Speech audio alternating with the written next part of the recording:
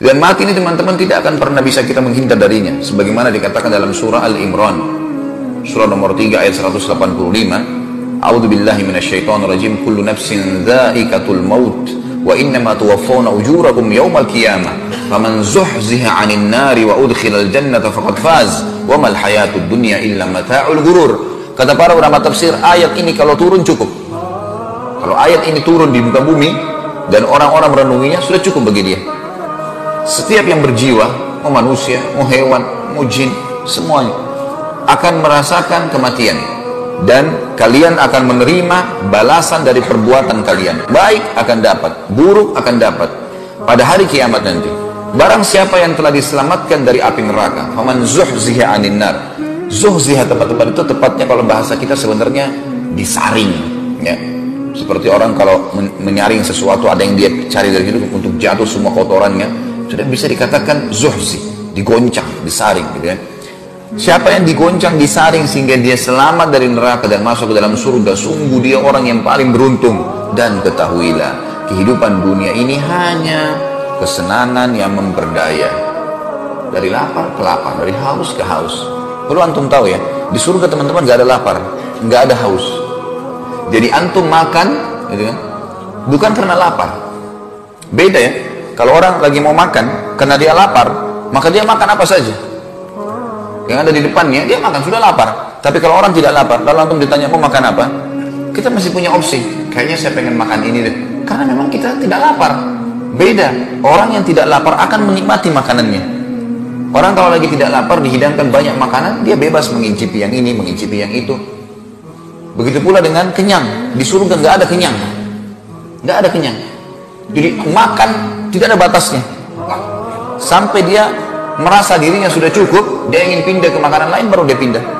Orang minum bukan karena haus, dinikmatin, sehingga dia minum yang Allah menyebutkan banyak dalam Al-Quran tentang masalah ya, minuman yang berjahe, air susu, sungai susu, ya, kemudian sungai arak yang tidak memabukkan, kemudian madu, semua disebutkan. Semua itu dikerjakan teman-teman tanpa ada rasa haus, nggak pernah tidur dan capek. Dalam arti kata, tidak pernah tidur dalam keadaan capek atau ngantuk. Di surga kalau ada pun orang tertidur, bukan karena dia ngantuk, bukan karena dia capek, memang karena terlalu nyamannya tempat itu sampai dia tertidur. Seperti kalau sudah tidur semalaman, kemudian antum masuk ke masjid, masjid ini dingin sekali, sejuk, bersih, kita baring, tertidur. Tidur itu beda dengan tidur kalau orang lagi capek. Sama dengan tadi orang kalau makan tidak lapar. Semua di surga itu keadaan seperti itu. Tidak ada masa tua, nggak ada masa muda, anak-anak, semuanya 33 tahun, nggak bertambah sehari, nggak berkurang sehari. Kenikmatan yang sulit untuk digambarkan dan tidak akan ketemu dengan dunia.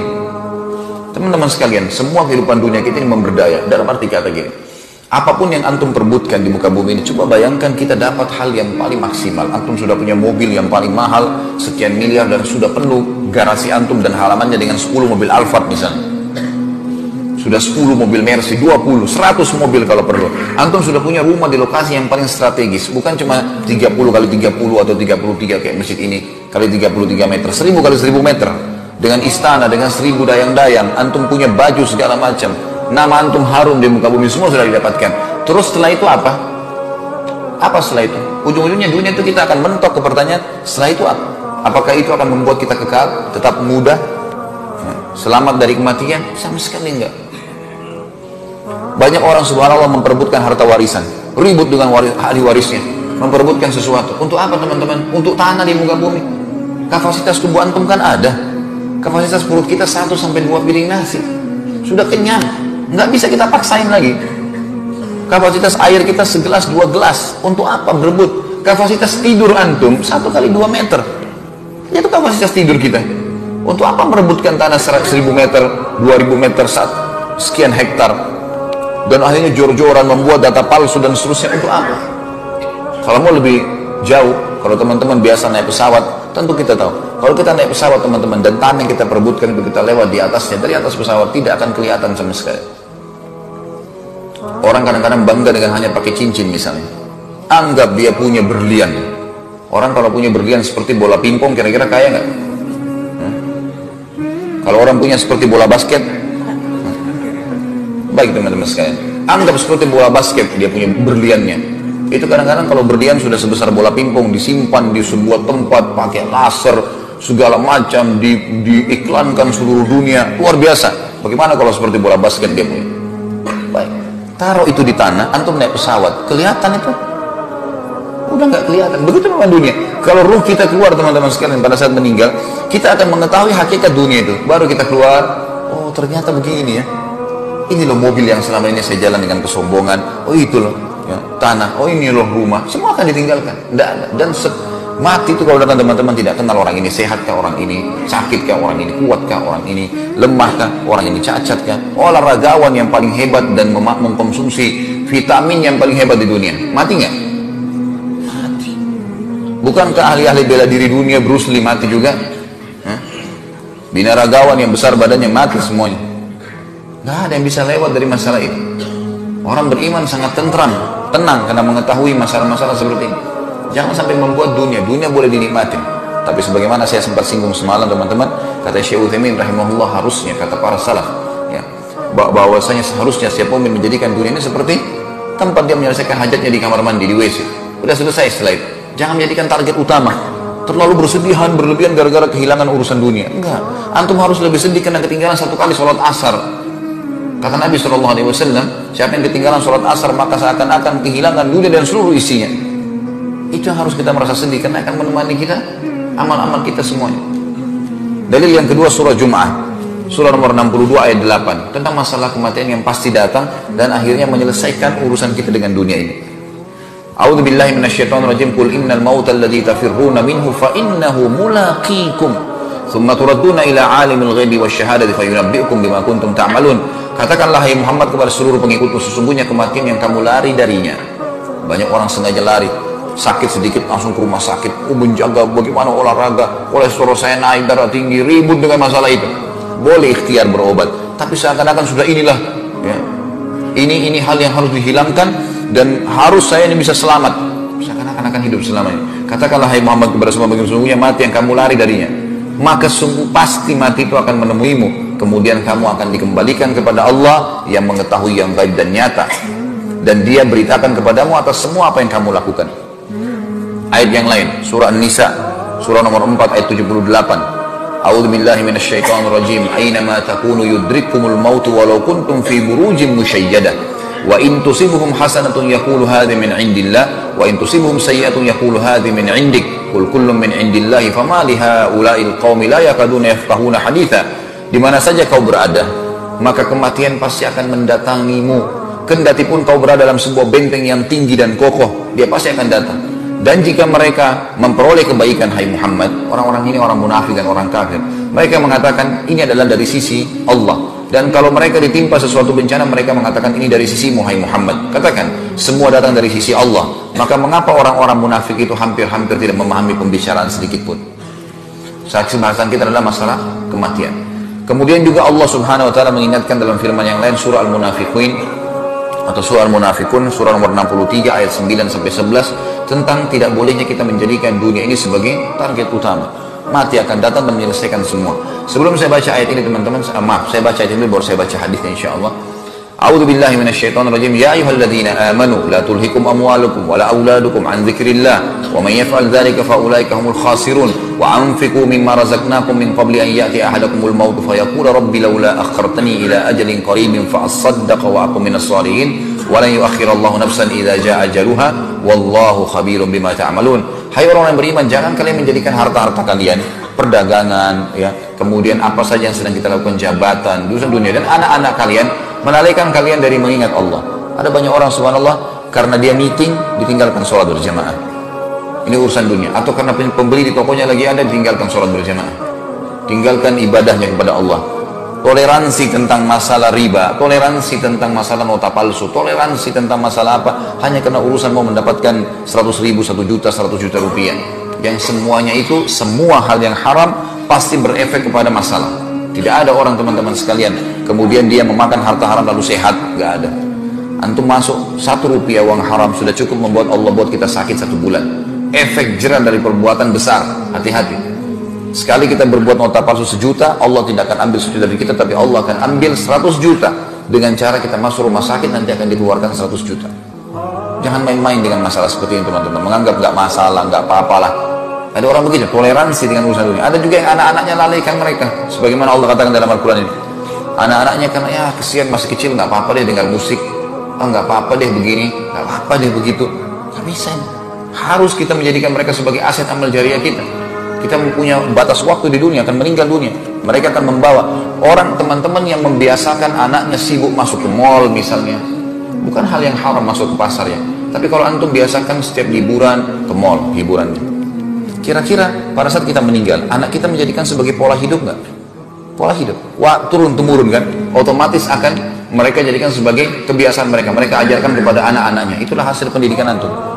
Coba sekarang balik teman-teman sekalian. Kenapa antum tidak buat hiburannya anak-anak majelis ilmu? Hadirkan mereka, biasakan hadir majelis ilmu.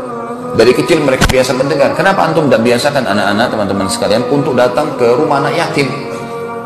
Hiburan, lagi pekan, bawa makanan, minuman, beras, bawa ke rumah anak yatim. Coba praktikin teman-teman. Bawa anak-anak ke rumah anak yatim.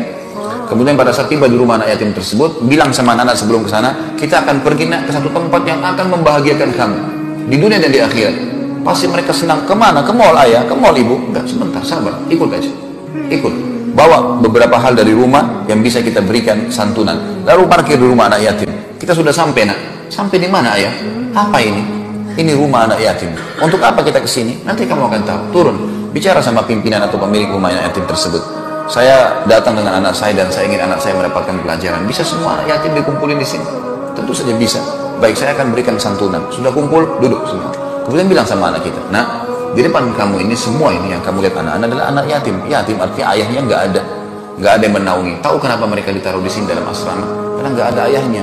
Ada juga yang tidak ada ibunya. Dari kecil mereka tidak tahu apa-apa. Orang-orang tua inilah yang menjadi orang tua angkat mereka. Mereka makan diatur, mereka dikontrol, mereka harus diawasi. Nggak ada sebuah penaung. Kamu sekarang masih punya ayah, masih punya ibu. Bukankah itu sebuah nikmat yang besar yang harus kamu syukuri? Kemudian pertemukan anak kita dengan anak-anak yatim itu coba. Suruh ngobrol, suruh sampaikan, nah anak yatim satu bisa datang. Tidak usah direkayasa, langsung datang. Bagaimana perasaannya nak tidak punya orang tua? Ceritakan kepada anaknya paman ini, anaknya om ini, anaknya tante, biarin dia cerita.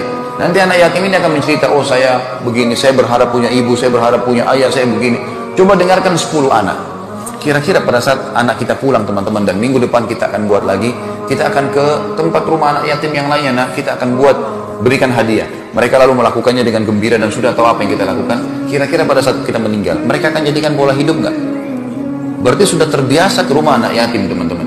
Terbiasa membantu orang susah, terbiasa mengunjungi masjid-masjid, terbiasa menghadiri majelis ilmu. Itu yang kita butuhkan untuk akhirat. Bukan menghabiskan waktu pada hal yang sia-sia. Anak-anak, pasangan hidup, harta kadang-kadang membuat orang lalai. Sekali lagi, bukan dilarang untuk masuk ke pasar atau ke mall, tapi jangan jadikan sebagai pola hidup teman-teman. Terlebih lagi kita tidak bisa terlepas dari masalah terbukanya aurat lawan jenis, belum terdengarnya musik yang mau tidak mau akhirnya terdengar, yang seperti dia dengan Al-Quran seperti minyak dengan air, susah untuk dipertemukan. Maka harusnya kita jangan jadikan itu semua sebagai pola hidup kita. Allah mengatakan, jangan hai orang beriman, jangan sampai hartamu dan anak-anakmu melarikan kamu dari mengingat Allah.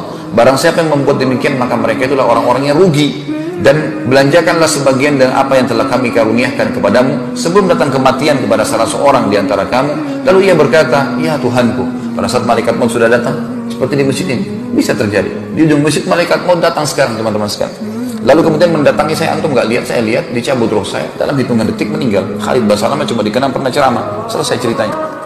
Semua mobil, istri, anak, pakaian, habis semuanya. Udah. Saya dengan ruh saya dibawa udah. Jasad ini tinggal dimandikan, dikafani, masuk kuburan. Sudah habis ceritanya. Baik, itu bisa terjadi kapan saja teman-teman. Kenapa harus kita menundanya, menunggu pada saat sakit? Bukankah banyak orang keluar rumahnya dengan pakaian rapi terus tiba-tiba ditabrak di jalanan, kemudian meninggal dunia?